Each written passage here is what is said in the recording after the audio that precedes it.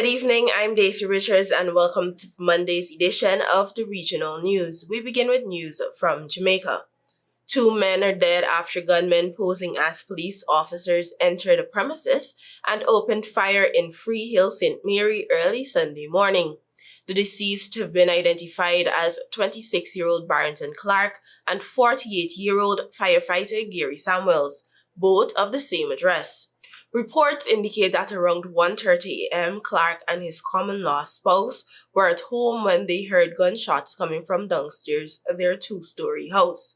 It is further reported that shortly after, individuals knocked on their door, identified themselves as police officers, and instructed them to open the door. The men allegedly forced the door open, asked for someone named TK, and upon receiving no response, opened fire, hitting Clark. Clark's partner was instructed to run and the men then fled. She then sought assistance from Samuels, who lived in a lower section of the house, but reportedly found him lying face down with gunshot wounds. Clark was taken to the Port Maria Hospital where he was pronounced dead on arrival, while Samuels was pronounced dead at the scene.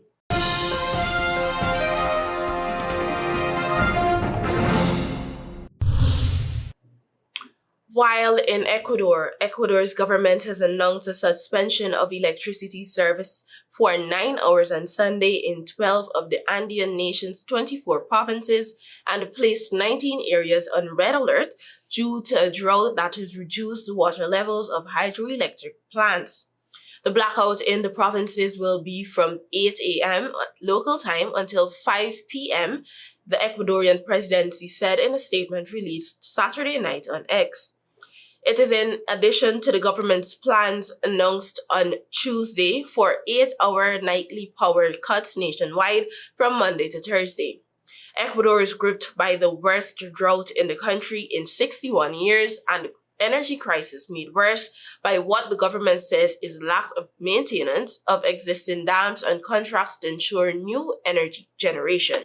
The Ecuadorian authorities said the extra suspension for electricity for Sunday was based on, quote, protecting water resources, unquote. The measure was taken after a session of the Emergency Operations Committee on Saturday night. After the government announced the planned power cuts on Tuesday, the military entered the Mazar hydroelectric plant of about 170 megawatts and considered key for its large storage capacity to support its operation and protect it.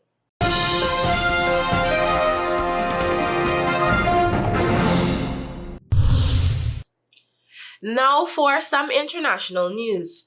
Pope Francis on Sunday condemned the killing last week of an environmental activist in Honduras who had protested over mining and hydroelectric products to try to protect tropical forests and rivers.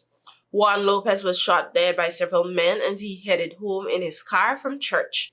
Lopez belonged to the Municipal Committee for the Defense of Common and Public Goods, an environmental organization in the city of Toccoa, close to the country's Atlantic coast, and was also an active member of the local church. The Pope has repeatedly spoken out on environmental issues, saying last month the earth was sick and urging people to do more to protect it. Thank you for watching. Do have a productive week.